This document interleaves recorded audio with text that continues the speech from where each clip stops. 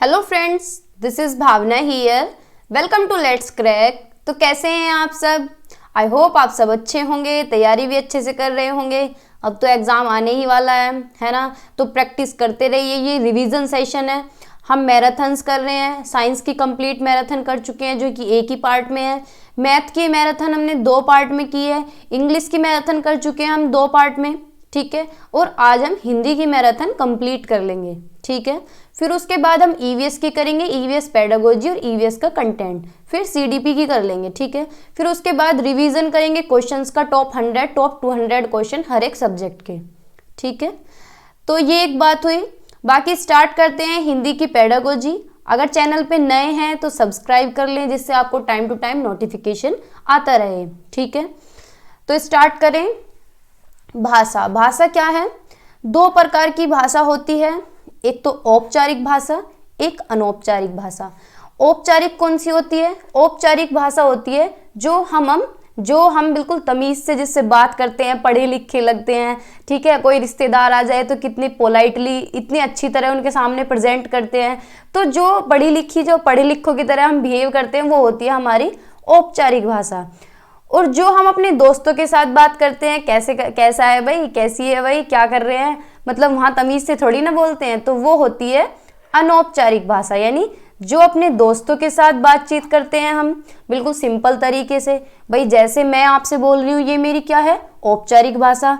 लेकिन अगर मैं अपने दोस्तों से बात करूँगी तो मैं ऐसे थोड़ी ना करूँगी कि भाई क्या कर रहा है तू ऐसे थोड़ी ना बोलूँगी। ऐसे ही बोलते हैं बिल्कुल सब सादे तरीके से, है ना? जैसे आप लोग बोलते हैं ऐसे ही सब बोलते हैं। तो वो होती है जो सिंपल, जो हम बोल रहे हैं, जो मैं बोल रही हूँ, या फिर जो पढ़े लिखे की तरह बोलते हैं, वो होती है औपचारिक भाषा। जो बिल्कुल देसी तरीके से, वो होती है अनौपचारिक भाषा, ठीक है। आज थोड़ा सा कोल्ड है।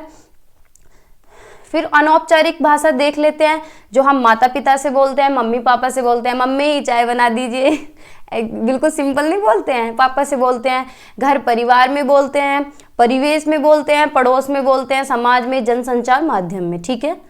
औपचारिक भाषा जो क्षेत्र के पढ़े लिखे समाज द्वारा स्वीकृत भाषा, यानी तमीज वाली भाषा जो होती है, वो औपचारिक भाषा होती है, ठीक है। तो ये कुछ बात हुई भाषा के बारे में।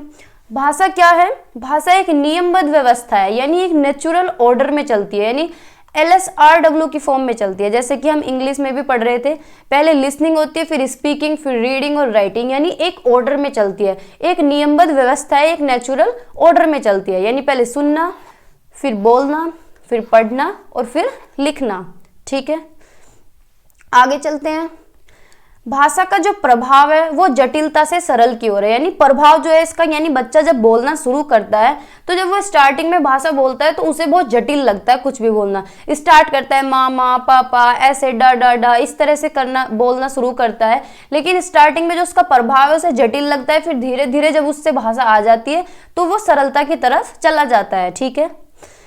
भाषा सोचने, महसूस करने और चीज़ों को जुड़ने का उत्तम माध्यम है, यानी सोचने के लिए, जुड़ने के लिए, महसूस करने का एक उत्तम माध्यम है भाषा, ठीक है।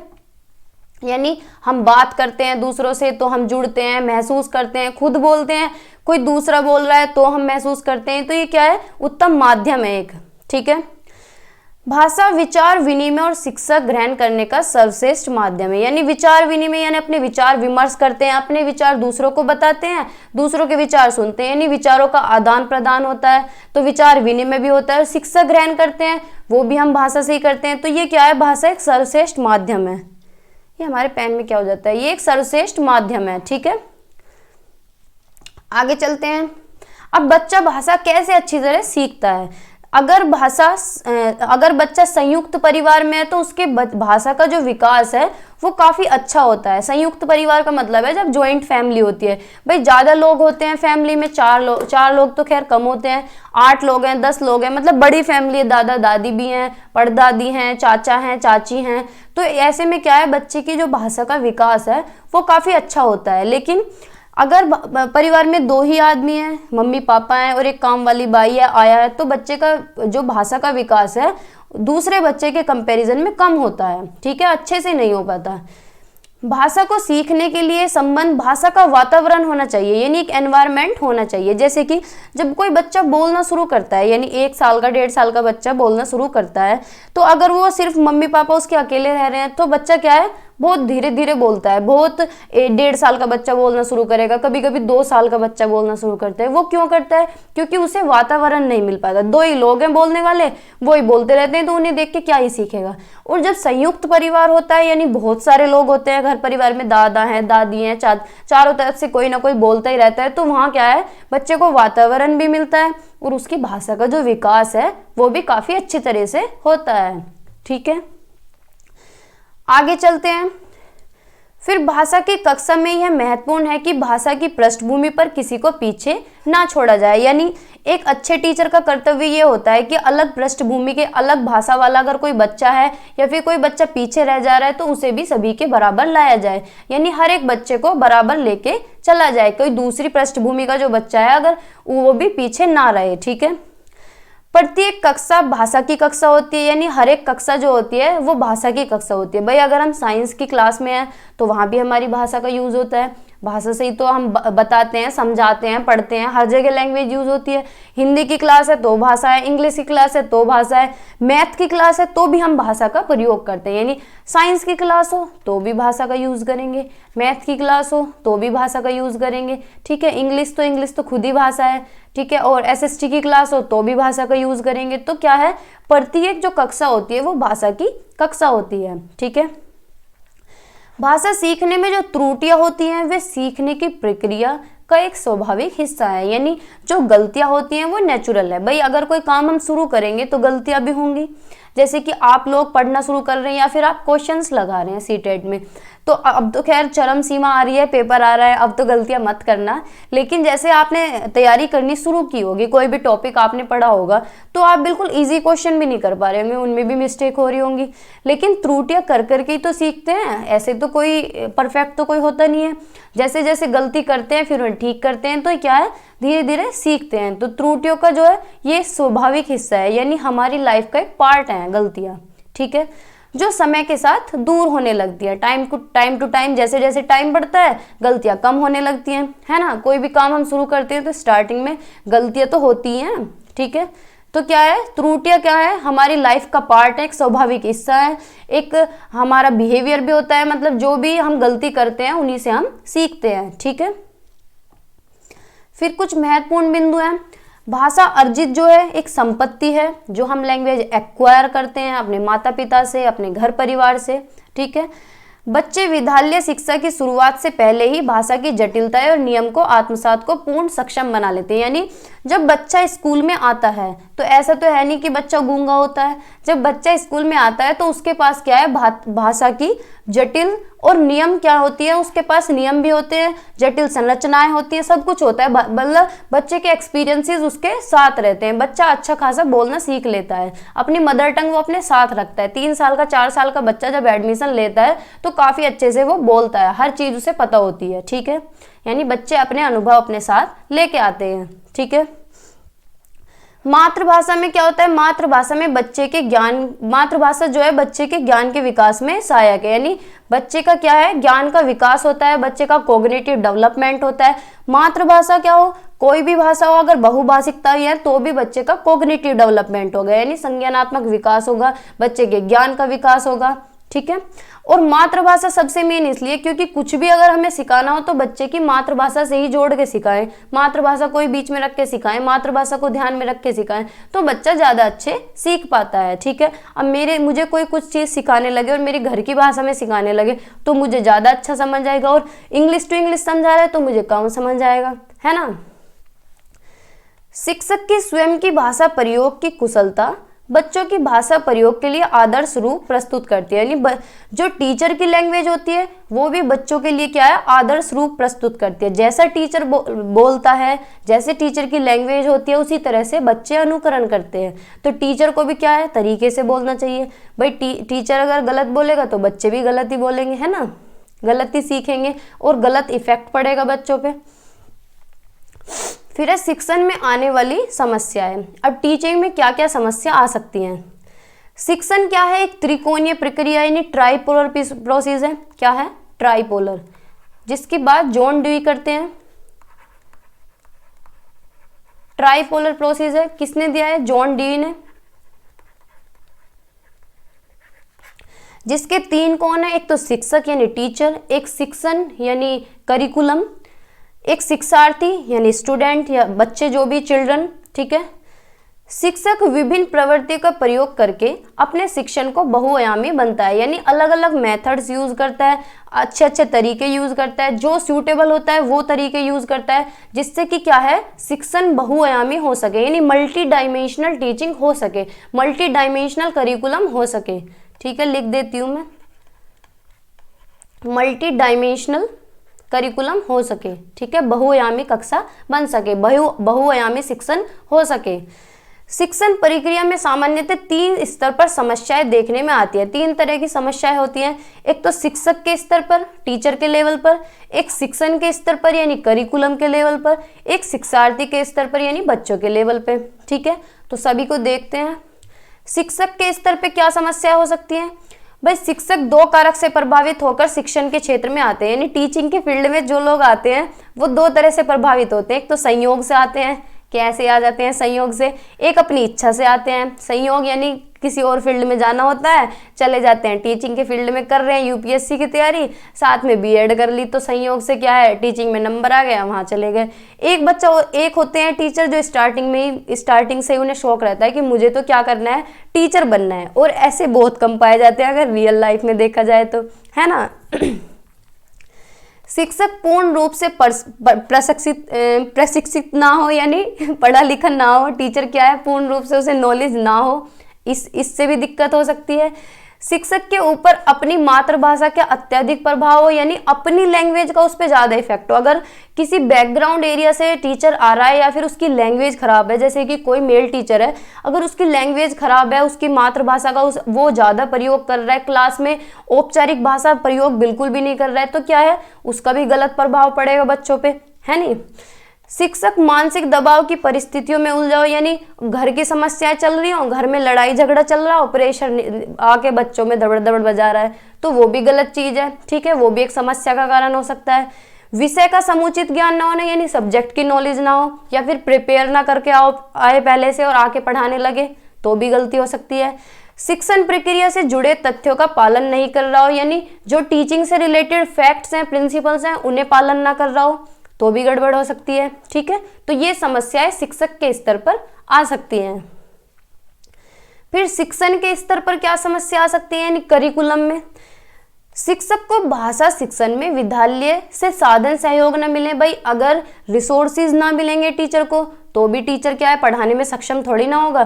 भाई क्लास में बहुत ज़्यादा गर्मी हो रही है, तो पंखा है नहीं, ना खिड़कियाँ हैं, और बिल्कुल इतनी धूप आ रही है अंदर, बच्चे गर्मी से सड़ रहे हैं, टीचर भी सड़ रहा है, तो क्या है, पढ़ाने में दिक्कत होगी, तो ये भी समस्या का कारण है। संसाधन की कमी हो, शिक्षण की आवश्यकता अनुसार श्यामपट्ट, चौक, प्रोजेक्टर, स्मार्ट क्लास तो सरकारी स्कूल में दूर से दूर तक देखने को नहीं मिलती। ठीक है, और चौक जो होते हैं चौक तो खत्म, अगर चौक खत्म है तो कैसे टीचर पढ़ाएगा। श्यामपट्ट है, भाई ब्लैक बोर्ड है, टूटा पड़ा है, छेद हो रहे हैं उसमें, या फिर खुरदुरा हो रहा है, तो कैसे पढ़ाएगा टीचर। ठीक है, तो संसाधन की कमी हो, कक्षा में प्रकाश, पंखों आदि की उचित व्यवस्था ना हो, अब आंधी आ जाए और मौसम कैसा हो, अंधेरे वाला हो, और क्लास में लाइट ना आ रही हो, यानी बल्ब ना लगे हो, तो टीचर कैसे पढ़ाएगा, अंधेरा हो जाएगा, बैठ जाएगा कि बच्चे पहले मौसम को ठीक होने दो तब पढ़ाई शुरू करेंगे, है ना। गर्मी हो रही हो, पंखे ना हो, तो भी दिक्कत होगी। ठीक है, कक्षा में छात्रों की संख्या अनुपात से अधिक हो, यानी लिमिट से ज्यादा ही बच्चे हों, कि भूस की तरह भरे हुए हैं, पिछले कोने में बच्चा बैठा है ठूस के, तो क्या है, अनुपात से ज्यादा बच्चे हों, तो भी दिक्कत हो सकती है। ऐसी पाठ्य सामग्री हो जो रुचिपूर्ण ना हो, यानी ऐसा मटेरियल हो जो बच्चों को इंटरेस्ट ही ना आए, तो भी समस्या का कारण हो सकता है। सही मूल्यांकन ना कर पाना, यानी टीचर अगर सही से मूल्यांकन ना कर पाए बच्चे का, कि भाई जो बच्चा इंटेलिजेंट लग रहा है उसे तो ठीक से बिहेव कर रहे हैं, दूसरे बच्चे का अगर वीकनेस है, इंप्रूव नहीं कर रहा है, तो उसमें चांटे बजा रहे हैं। ठीक है, मूल्यांकन के पश्चात त्रुटियों की पहचान न करना, यानी इवैल्यूएशन तो कर लिया, चलो कोई बात नहीं, कम नंबर आ गए, आगे बढ़ो, बच्चे को ये नहीं देखा कि उसकी कमियां कहाँ हैं, क्या उसे समझ नहीं आ रहा है, तो त्रुटियों की पहचान न करना, ये भी क्या है, ये भी एक समस्या हो सकती है ना। फिर शिक्षार्थियों के स्तर पर यानी बच्चों के स्तर पर। कक्षा में बहुभाषी बच्चों का होना, यानी अलग अलग पृष्ठभूमि से बच्चे आ रहे हैं, तो कुछ बच्चे क्या है उनसे एलर्जी महसूस कर रहे हैं, ऐसा भी हो सकता है, ये भी समस्या हो सकती है। लेकिन ये क्या है, इसे समस्या नहीं मानना चाहिए, एक संसाधन की तरह मानना चाहिए। बच्चों के पास पाठ्य पुस्तक एवं सहायक सामग्री का ना होना, यानी बच्चे स्कूल में तो आ गए, बुक लेके नहीं आए या फिर कॉपी नहीं लेके आए, चलो बुक नहीं लेके आए तो काम चल सकता है, लेकिन अगर कॉपी नहीं लेके आए, लिखना पड़ रहा है कुछ और लिख नहीं पा रहे हैं तो भी समस्या हो सकती है। पारिवारिक वातावरण का भाषा शिक्षण के अनुकूल ना होना, परिवार में लैंग्वेज गलत यूज हो रही है, लड़ाई झगड़े हो रहे हैं, तो उसका भी इंप्रेशन कहीं ना कहीं बच्चों पे पड़ता है। भाषाई कौशल में पठन लेखन ठीक ना होना, यानी पढ़ना और लिखना ठीक ना होना, और बच्चे को शारीरिक कष्ट होना, कुछ भी अगर बच्चे को शारीरिक कष्ट है तो भी समस्या हो सकती है। ठीक है, तो अब क्वेश्चन बताइए, क्वेश्चन नंबर फर्स्ट, भाषा शिक्षण में अनिवार्य है क्या है, विशेष आवश्यकता वाले बच्चों के साथ भिन्न व्यवहार, यानी जो अलग आवश्यकता वाले बच्चे हैं उनके साथ अलग से बिहेव करें कि भाई तू तो कमजोर है, तू उधर बैठ जा या फिर क्लास से बाहर खड़ा हो जा, तेरे नंबर नहीं आ रहे। वर्तनी संबंधी गृह कार्य कि तुम्हें ये वर्ड गलत लिख रहे हो, तुम इन्हें 10 बार लिख के लेके आना। या फिर मानक भाषा पर बल, यानी स्टैंडर्ड लैंग्वेज क्लास में यूज होनी चाहिए, कोई मदर टंग यूज नहीं होनी चाहिए, बिल्कुल मानक भाषा यूज हो। या फिर समग्रतावादी दृष्टिकोण, यानी होलिस्टिक डेवलपमेंट हो, होलिस्टिक दृष्टिकोण हो, यानी सब बच्चों को बराबर देखा जाए। तो बताइए कौन सा ऑप्शन एक ठीक होगा, तो डी ऑप्शन ठीक होगा, समग्रतावादी दृष्टिकोण। ठीक है, तो डी ऑप्शन हमारा करेक्ट है। क्वेश्चन नंबर 2 बताइए, भाषा शिक्षक का दायित्व है कि वह क्या करे, सभी बच्चों को समान रूप से गृह कार्य दे, यानी सबको सेम होमवर्क दे, या फिर सभी बच्चों में भाषा प्रयोग की एक समान कुशलता विकसित करें, यानी सभी बच्चों में एक समान कुशलता होनी चाहिए, एक जैसी स्किल होनी चाहिए सभी की, सब एक तरीके से भाषा यूज करें। या फिर सभी बच्चों से समान रूप से प्रश्न पूछे, सभी से क्वेश्चन पूछे, सभी से समान रूप से पूछे, सभी बच्चों की सहज भाषाई क्षमता को पहचाने, यानी बच्चों की जो नेचुरल लैंग्वेज है, जो उनकी मदर टंग है या उनकी सिंपल लैंग्वेज है, उसकी पहचान करें। तो बताइए कौन सा ऑप्शन होगा, बताइए। फोर्थ ऑप्शन हमारा यहाँ पे करेक्ट होगा कि टीचर क्या करे, जो बच्चों की सहज भाषा है, जो बच्चों की सरल भाषा है, जो बच्चे की नेचुरल भाषा है, जो बच्चा अपने घर से लेके आया है, उसकी क्षमता का पहचान करे, उसकी क्षमता को पहचाने। ठीक है, तो फोर्थ ऑप्शन हमारा करेक्ट है। बच्चे को गृह कार्य देना, ये सब नेगेटिव वर्ड होते हैं, हमें होमवर्क नहीं देना है, ना ही कुशलता पे ज्यादा जोर देना है कि कुशलता पे हम जोर दे रहे हैं बच्चे की, और या फिर प्रश्न पूछ रहे हैं, ठीक है, जज कर रहे हैं बच्चों को। ठीक है, तो फोर्थ ऑप्शन हमारा करेक्ट है। नेक्स्ट क्वेश्चन बताइए, भाषा के बारे में कौन सा कथन उचित है, कौन सा कथन एक ठीक है।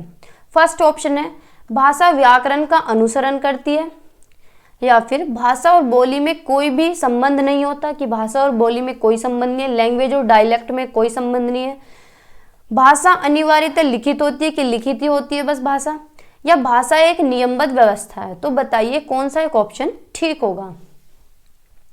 तो भाषा क्या है, एक नियमबद्ध व्यवस्था है, यानी एक नेचुरल ऑर्डर में चलती है, LSRW की फॉर्म में, LSRW की फॉर्म में, लिसनिंग, स्पीकिंग, रीडिंग, राइटिंग। ठीक है, यानी सुनना, बोलना, पढ़ना और लिखना। ठीक है, तो भाषा क्या है, नियमबद्ध व्यवस्था है। नेक्स्ट क्वेश्चन है, विद्यालय आने से पूर्व बच्चों के पास क्या होता है, अपनी भाषा का संपूर्ण बाल साहित्य होता है, यानी लैंग्वेज का उनके पास पूरी लिटरेचर होती है, पूरा बाल साहित्य होता है।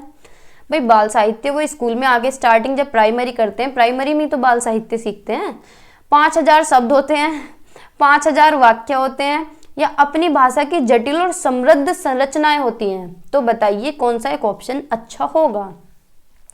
तो जब बच्चे विद्यालय आते हैं उससे पहले उनके पास क्या होता है, भाषा की जटिल और समृद्ध संरचनाएं होती हैं, यानी लैंग्वेज वो अच्छी तरह सीख लेते हैं अपने घर पे ही, 3 से 4 साल का बच्चा अच्छे से बोलने लगता है। ठीक है, नेक्स्ट क्वेश्चन बताइए, किस तरह के परिवेश में बच्चों का भाषा विकास अपेक्षाकृत बेहतर होगा। किस तरह के परिवेश में होगा, संयुक्त परिवार, जहां परिवार के सभी सदस्य बच्चों के साथ निरंतर अंतःक्रिया करते हो, यानी सारा परिवार एक जगह हो, दादा दादी भी हो, चाचा चाची भी हो, और सारे क्या है, इंटरेक्शन कर रहे हैं बच्चों के साथ। आधुनिक तकनीकी से लैस तथा जहाँ भाषा प्रयोगशाला का निरंतर प्रयोग हो, यानी मॉडर्न टेक्निक हो, वहाँ पे भाषा प्रयोगशाला हो, एक तरह से लैब हो लैंग्वेज की। शिक्षक द्वारा मानक भाषा का प्रयोग, यानी टीचर क्या है स्टैंडर्ड लैंग्वेज यूज करें तो बच्चों को अच्छा परिवेश मिलेगा।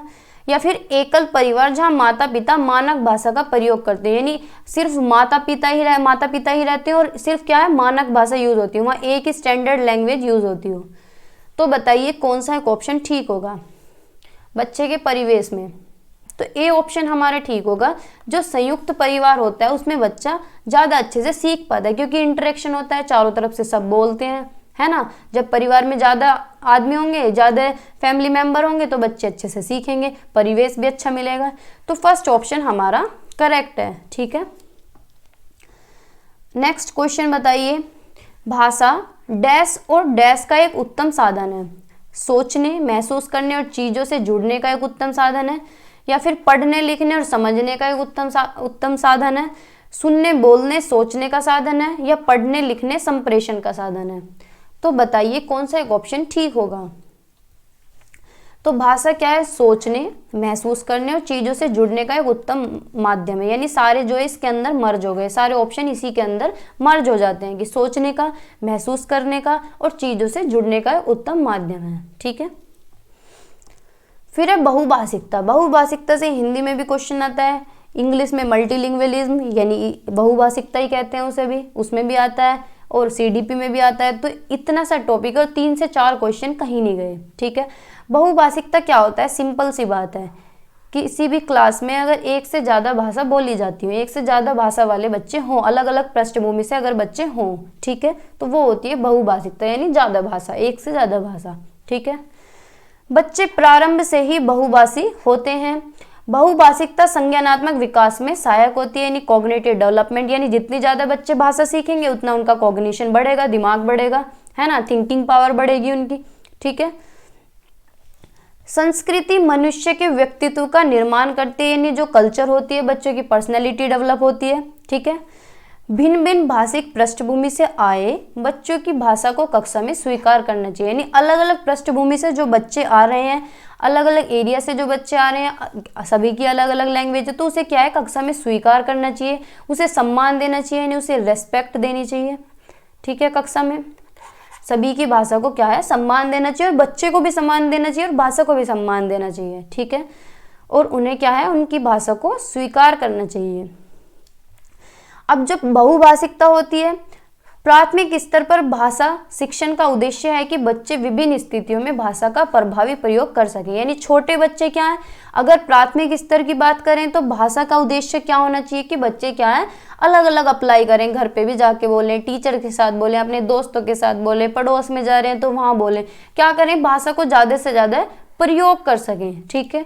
और अगर उच्च प्राथमिक स्तर की बात करते हैं, भाई बच्चे बड़े हो जाते हैं तो भाषा तो उन्हें अच्छी खासी आ जाती है, बढ़िया तरीके प्रयोग करके वो बड़े हो जाते हैं।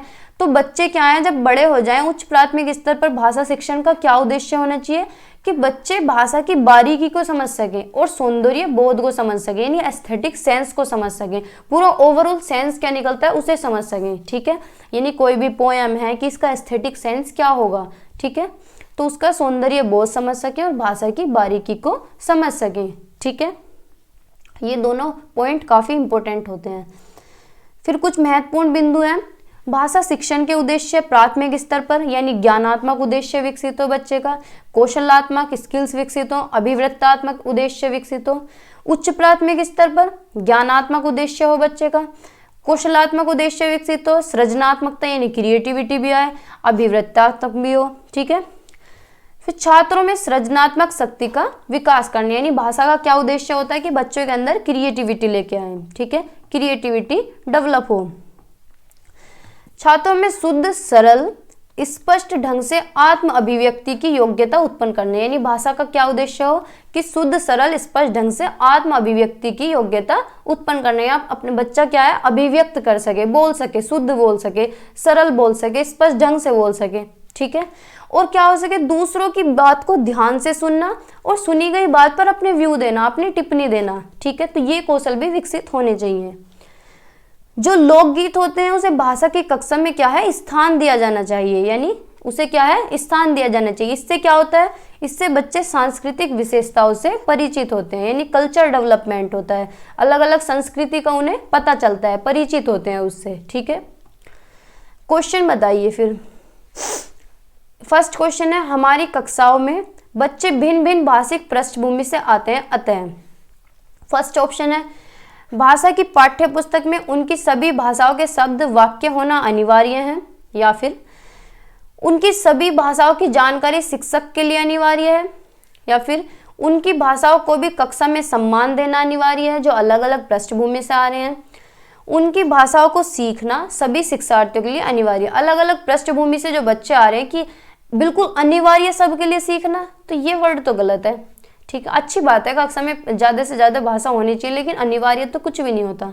ठीक है, उनकी सभी भाषाओं की जानकारी शिक्षक के लिए अनिवार्य है कि टीचर के लिए कंपलसरी है, या फिर भाषा की पाठ्य पुस्तक में उनकी सभी भाषाओं के शब्द वाक्य होने चाहिए, यानी उनके लिए अलग से बुक छपवाएं कि उनकी भाषा के भी वर्ड हों, दूसरी भाषा के भी 10 तरह के शब्द होने चाहिए बुक में, टेक्स्ट बुक में। तो ये भी गलत है। ठीक है, ये ऑप्शन भी गलत है, ये भी गलत है, ये भी गलत है।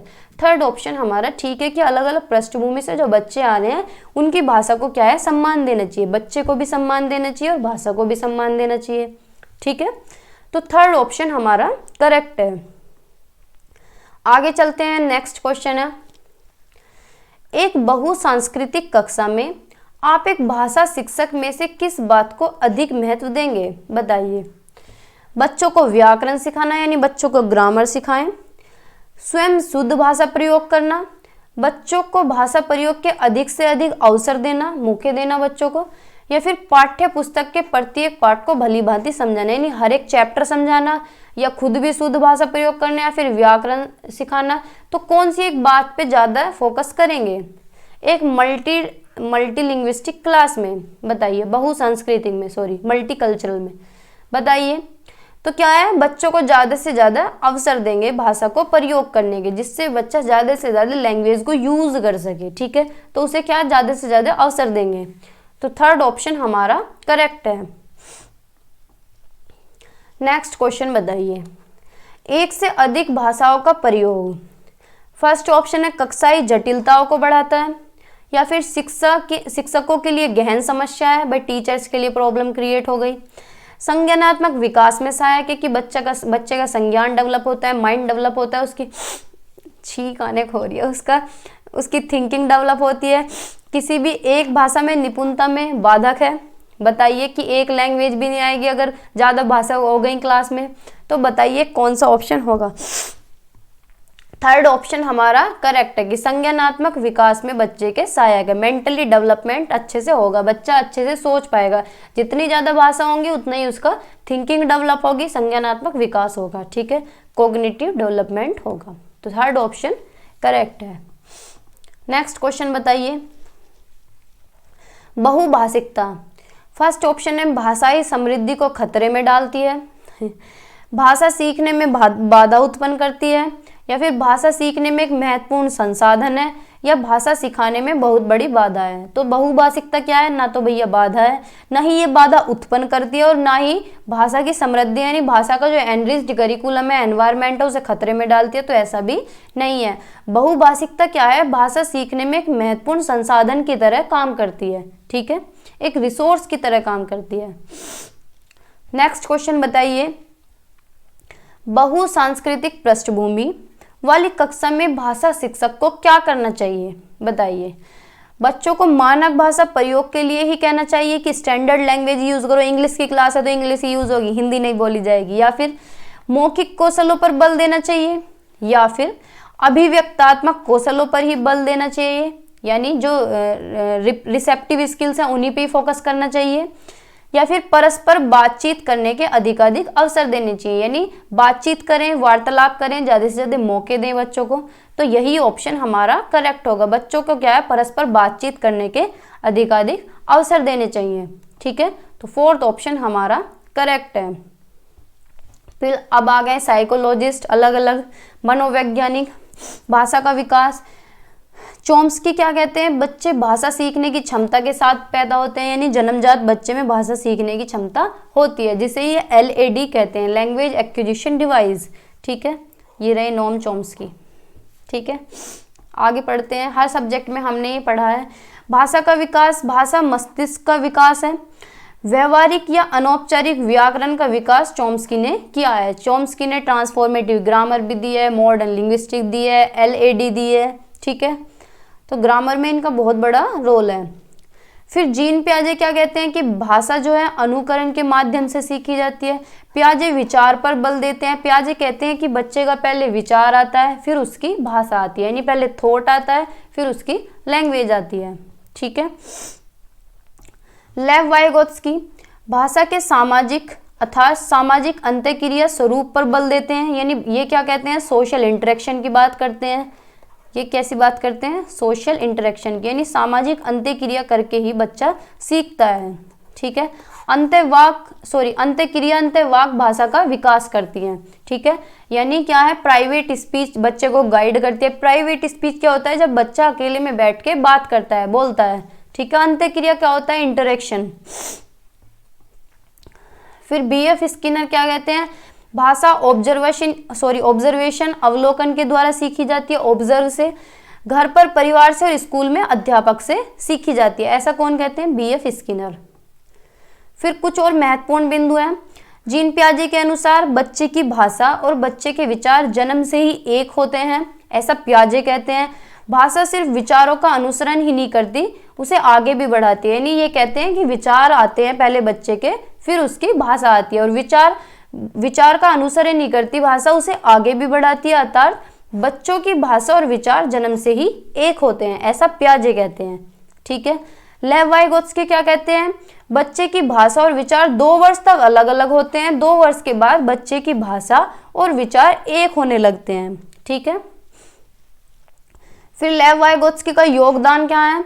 वाइगोत्स्की के अनुसार बच्चे के विकास में समाज और संस्कृति का महत्वपूर्ण योगदान होता है, यानी ये सोसाइटी और कल्चर की बात करते हैं। ठीक है, बच्चे अपने से बेहतर की संगति में अच्छा सीखते हैं, संगति से अच्छा भी सीखते हैं, और बच्चे संगति से बिगड़ भी जाते हैं, गलत आदतें भी सीख लेते हैं। ठीक है, वाइगोत्स्की के अनुसार बच्चों को स्वयं सीखने देना चाहिए। जब बच्चे कार्य करने में असमर्थ हो तब उनकी सहायता करनी चाहिए, यानी बच्चों को क्या है, खुद सीखने के लिए कहें। जब बच्चा खुद से करेगा तब अच्छे से सीखेगा, और जहां उसे जरूरत हो वहां उसकी सहायता करें। जिसे वाइगोत्स्की ने क्या कहा है, इसके फोल्डिंग, क्या बोला है, इसके फोल्डिंग, इसे बोलते हैं पाड़।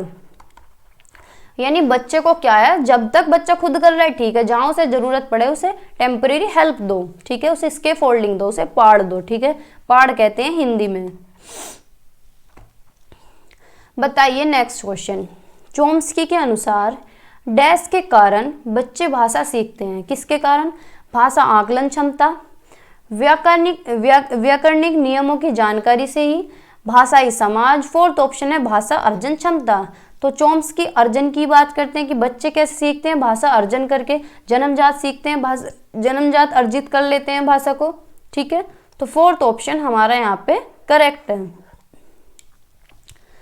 आगे बताइए, अहम केंद्रित भाषा से संकल्पना किसके साथ घनिष्ठ रूप से जुड़ी है। बताइए, ईगोसेंट्रिज्म की बात कौन करते हैं, चॉम्स्की, सेकंड है स्किनर, थर्ड है पियाजे, 4th है वाइगोत्स्की। तो बताइए कौन सा ऑप्शन होगा। तो ईगोसेंट्रिज्म की बात पियाजे करते हैं, यानी अहम केंद्रित है, यानी बच्चा जिसमें अपना ही पर्सपेक्टिव सोचे कि बस मैं ही हूँ। ठीक है, तो 3rd ऑप्शन हमारा करेक्ट है। नेक्स्ट क्वेश्चन बताइए, वाइगोत्स्की के अनुसार भाषा सीखने, शब्दों को अर्थ देने में डैश की भूमिका को नकारा नहीं जा सकता। किसकी भूमिका को, वाइगोत्स्की के अनुसार, ये जरूर ध्यान में रखना है। ठीक है, पाठ्य पुस्तक या भाषा प्रयोगशाला या सामाजिक अंतःक्रिया या विद्यालयी समय। बताइए, तो वाइगोत्स्की किसकी बात करते हैं, सामाजिक इंटरेक्शन की, यानी सोशल इंटरेक्शन की बात वाइगोत्स्की करते हैं कि बच्चा कैसे सीखता है, सामाजिक अंतःक्रिया करके। ठीक है, तो 3rd ऑप्शन हमारा करेक्ट है। नेक्स्ट क्वेश्चन बताइए, क्वेश्चन नंबर 4। वाइगोत्स्की के विचारों पर आधारित कक्षा में सबसे अधिक बल दिया जाता है, कार्य पत्रकों पर, परस्पर अंतःक्रिया पर, कविता दोहराने या फिर कविता सुनने। तो किस पे अधिक बल दिया जाता है वाइगोत्स्की के अकॉर्डिंग, बताइए। तो वाइगोत्स्की किसकी बात करते हैं? परस्पर अंतःक्रिया की, यानी इंटरेक्शन की। ठीक है, तो सेकंड ऑप्शन हमारा करेक्ट है। नेक्स्ट क्वेश्चन बताइए, बच्चे भाषा सीखने की क्षमता के साथ पैदा होते हैं, मुख्यतः यह विचार किसका है? इसे तो आप यूं बता देंगे, वाइगोत्स्की का या इवॉन पेवलोव का, नॉम चॉम्स्की का या जीन पियाजे का? बताइए किसका होगा। क्या है? बच्चे भाषा सीखने की क्षमता के साथ पैदा होते हैं, तो ऐसी बात कौन कहते हैं? चॉम्स्की कहते हैं। ठीक है, तो थर्ड ऑप्शन हमारा करेक्ट है। नेक्स्ट क्वेश्चन बताइए, भाषा सीखने का व्यवहारवादी दृष्टिकोण डैश पर बल देता है? बताइए, भाषा प्रयोग पर, अनुकरण पर या अभिव्यक्ति पर या रचनात्मकता पर? तो भाषा सीखने का व्यवहारवादी दृष्टिकोण ज़्यादा से ज़्यादा भाषा प्रयोग पर बल देता है कि बच्चे को क्या है, ज़्यादा से ज़्यादा भाषा प्रयोग करने का वातावरण देना चाहिए। कौशल, चारों भाषा कौशल में श्रवण कौशल प्रमुख है, यानी सुनना जो है, जो श्रवण कौशल है वो सबसे प्रमुख है। श्रवण एक मानसिक प्रक्रिया यानी एक मेंटल प्रोसेस है। ठीक है, बच्चों को श्रवण योग्यता विकास करने के लिए क्या करना चाहिए? परस्पर बातचीत करनी चाहिए, सबसे ज़्यादा बातचीत के मौके देने चाहिए बच्चों को, जिसमें क्या है, श्रवण कौशल का विकसित हो सके, विकास हो सके, सुनने का कौशल बढ़ सके। ठीक है, तो बच्चों को क्या करना चाहिए? परस्पर बातचीत करने के मौके देने चाहिए। ठीक है, भाषा कौशल दो तरह के होते हैं, घृणात्मक कौशल यानी 4 तरह के होते हैं, उसमें 2-2 अलग तरीके से बांटे गए हैं, 2-2 करके। दो कौशल जो होते हैं वो घृणात्मक कौशल होते हैं यानी रिसेप्टिव स्किल, 2 कौशल होते हैं अभिव्यक्तात्मक कौशल यानी प्रोडक्टिव स्किल। घृणात्मक कौशल कौन से होते हैं? यानी श्रवण कौशल यानी सुनना, लिसनिंग, और पठन यानी वाचन कौशल। अभिव्यक्तात्मक कौशल कौन से होते हैं? मौखिक कौशल या फिर लेखन कौशल, यानी 2 कौशल होते हैं अभिव्यक्तात्मक और 2 कौशल होते हैं घृणात्मक कौशल। ठीक है, आगे चलते हैं। परस्पर बातचीत, वार्तालाप सुनने और बोलने के कौशल के विकास में सहायक है, यानी सुनने और बोलने में सबसे ज्यादा जो सहायक है वो है परस्पर बातचीत। जितना ज्यादा इंटरेक्शन होगा, बातचीत करेंगे, उतने ही सुनने और बोलने में फ्लुएंसी आएगी। ठीक है भाई, हम जितना ज्यादा बातचीत करते हैं उतनी ही हमारी फ्लुएंसी आती है बोलने में, है ना। तो क्या होता है, परस्पर बातचीत और वार्तालाप क्या है, सुनने और बोलने के कौशल के विकास में सहायक है। ठीक है, बच्चों में पठन कुशलता का विकास करने में विभिन्न संदर्भों से जुड़ी सामग्री अधिक महत्वपूर्ण है, यानी अगर पढ़ने का विकास करना है तो बच्चों को क्या है, विभिन्न संदर्भ यानी कंटेक्स्ट से जुड़ी सामग्री दें, उसके संदर्भों से जुड़ी सामग्री अधिक महत्वपूर्ण होती है। ठीक है, जैसे भी पढ़ा रहे हैं तो उसके क्या है, रियल लाइफ से रिलेट करें, रियल लाइफ एग्जाम्पल दें, तो वो ज्यादा महत्वपूर्ण होता है।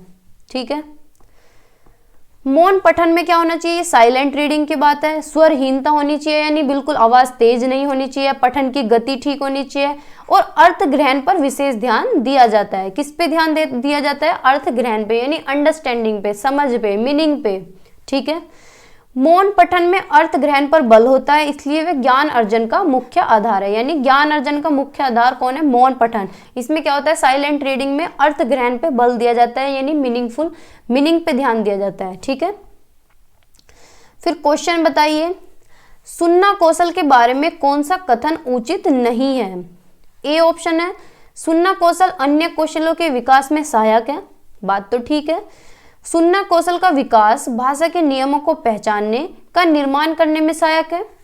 सुनना कौशल सबसे कम महत्वपूर्ण है, या फिर सुनना कौशल मौखिक कौशल के अंतर्गत आता है। तो सारे ही ऑप्शन ठीक है थर्ड को छोड़ के। थर्ड ऑप्शन हमारा गलत है, यानी नहीं पूछा है, तो थर्ड ऑप्शन हमारा करेक्ट है। ठीक है, ऐसा नहीं है कि सुनना कौशल सबसे कम महत्वपूर्ण है, सुनना कौशल ज्यादा महत्वपूर्ण है, क्योंकि ये हमारी मेंटल प्रोसेस होती है, मानसिक प्रक्रिया अच्छी होती है इससे। ठीक है, तो थर्ड ऑप्शन हमारा करेक्ट है। नेक्स्ट क्वेश्चन बताइए, भाषा कौशलों में सबसे पहले किस कौशल का विकास करना चाहिए, लेखन का या श्रवण यानी सुनने का, वाचन का यानी पढ़ने का, या फिर उच्चारण का। तो बताइए कौन से कौशल का विकास सबसे पहले करना चाहिए।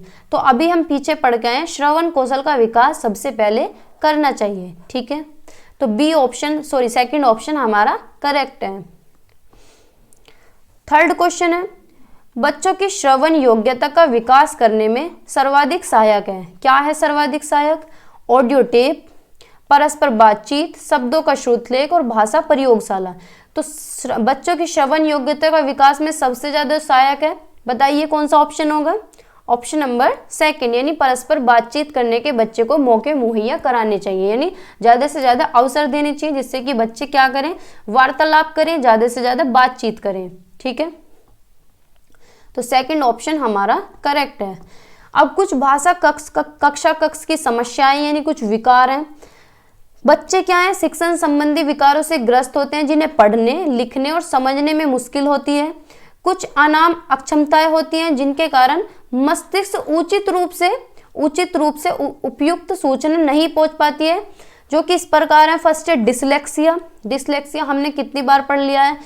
इस समस्या से पीड़ित बच्चों को पढ़ने में कठिनाइयों का सामना करना पड़ता है, यानी डिसलेक्सिया में क्या है, बच्चे को पढ़ने में कठिनाई आती है। बी को डी पढ़ता है बच्चा, हमारा पेन नहीं चल रहा, बी को डी पढ़ता है, सा को वाज पढ़ता है, डॉग को गोड पढ़ रहा है। तो ऐसे बच्चे और उनकी विशेष ध्वनि शब्द आदि की पहचान नहीं कर पाते। तो ये कौन सा है, डिसलेक्सिया। ठीक है, यानी पढ़ने से संबंधित कठिनाई होती है बच्चे को। फिर है डिस्ग्राफिया। इसमें क्या है, बच्चे को लेखन अक्षमता होती है, यानी लिखने से संबंधित कठिनाई होती है। इससे पीड़ित बच्चे शब्दों की बनावट को नहीं पहचानते, इसके कारण वे शब्दों को उल्टा और अशुद्ध लिखते हैं। ठीक है, यानी गलत सलत लिखते हैं डिस्ग्राफिया में। ठीक है, तो ये कौन सी हुई, डिस्ग्राफिया। फिर है डिसकैलकुलिया, यानी क्या है, बच्चों को कैलकुलेशन में दिक्कत होती है। इस विकार से पीड़ित बच्चे गणित के सूत्रों को समझने, उन सूत्र को याद करने, अंकों को व्यवस्थित करने और सवाल को लिखने में समस्याओं का सामना करते हैं, यानी कैलकुलेशन में दिक्कत आती है, मैथमेटिकल ऑपरेशन में। ठीक है, तो ये क्या है, डिसकैलकुलिया। फिर है मंदबुद्धि बालक। 70 से कम आयु वाले बच्चे मंद बुद्धि की श्रेणी में आते हैं, यानी जिनका IQ इंटेलिजेंस कोशेंट क्या है, 70 से कम होता है, वो मंद बुद्धि के अंदर आते हैं। उनकी स्मरण शक्ति बहुत कमजोर होती है। कम बुद्धिमत्ता के कारण इन्हें भाषा शिक्षण में समस्याओं का सामना करना पड़ता है। ठीक है, फिर है ADHD यानी ध्यान अभाव अति क्रियाशीलता विकृति। ADHD की फुल फॉर्म क्या होती है, attention deficit hyper activity disorder. यानी इसमें क्या होता है, बच्चे की एकाग्रता में कमी आती है, यानी क्या है, कंसंट्रेशन नहीं बन पाता। पेन गड़बड़ कर रहा है। एकाग्रता में कमी वाले बच्चे, अति चंचल बच्चे, ऐसे बच्चे एकाग्रता की कमी के कारण ठीक से पढ़ नहीं पाते, यानी ध्यान नहीं बन पाता है। कभी इधर ध्यान लग रहा है, 2 मिनट ध्यान लगा, फिर ध्यान हट जाता है, फिर कहीं और लग जाता है, फिर 2 मिनट लगा, तो उनका ध्यान एक जगह नहीं रह पाता, कंसंट्रेशन नहीं बन पाता। ठीक है, तो कौन सा विकार है, ADHD। फिर है डिस्प्रैक्सिया। डिस्प्रैक्सिया क्या होता है, मांसपेशियों पर नियंत्रण न होना। यह बच्चे हिलने डुलने यानी बैलेंस नहीं बन पाते बच्चे की, क्या है, हिलने डुलने में, समायोजन में, भाषा सीखने में और बोलने में कठिनाइयां महसूस करते हैं। ठीक है, सबसे मेन क्या है, इनका मांसपेशियों पर नियंत्रण नहीं होता है। ठीक है, फिर है 7th अफेजिया। अफेजिया क्या होती है, इस प्रकार से पीड़ित बच्चे ठीक प्रकार सुन नहीं पाते और निर्देशों का पालन नहीं कर पाते। ठीक है, तो ये इतने ज्यादा नहीं पूछी जाती है अफेजिया। सबसे ज्यादा पूछी जाती है डिसलेक्सिया, डिसकैलकुलिया और डिसग्राफिया। ये तीनों तो काफी पूछी जाती है।